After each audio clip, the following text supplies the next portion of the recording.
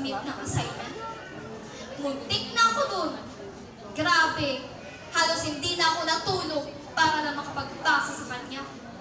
Maaga ko namang nasubmit yun. Eh, bakit ang tahimik mo? Kaya ka naman talaga. Sige, sige.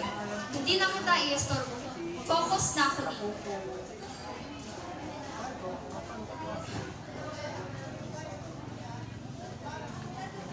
Tingin ko, saan na pupunta ang mga karaniwang tao kapag pag-asya?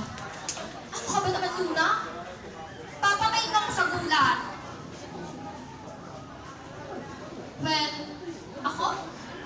Naniniwala ko sa heaven and hell. Sa purgatory.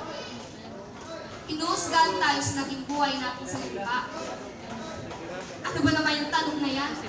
Assignment ba yan sa ESP?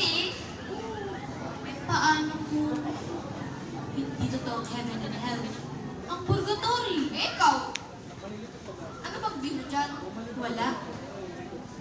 Anong wala? Wala. As in, wala. Pagtapos ng buhay natin, tapos na. Yung iba, naniniwala sila sa reincarnation. Bumabalik tayo sa mundo bilang ibang tao o kaya ibang living things. Ako, pag na-reincarnate ang buhay ko, ayaw ko na maging Pilipino. Korap ang mga politiko. Panatiko ang mga butante. Talagang di tayo mulat. Ang gusto ko, sa next life ko, maging Royal Princess. Ah, diba? Akala ko ba heaven and hell? Purgatory! Kung lang naman, ang KJ mo naman, Luna. Eh, ikaw, anong gusto mo sa next life mo? Ulan. Gusto ko maging ulan. Nice!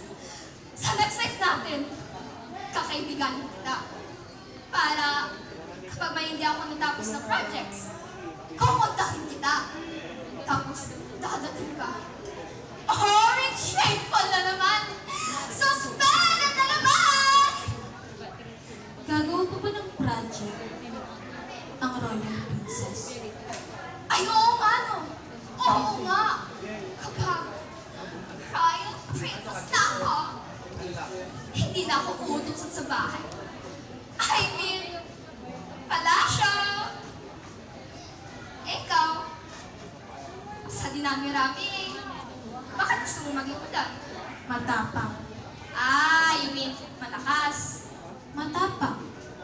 Hindi natatakot na mahulog sa lupa. Tapos, mag-evaporate ulit. Magiging water vapor bago muling mahulog sa lupa. Nax! Water cycle naman pala.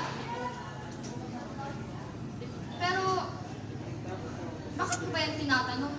Curious lang. Ako, curious din sa'yo. Sa akin, Oo! Madaldal ka din pala. Akala ko kasi dati, bibig ka eh. Hindi ka kasi nagsasalita.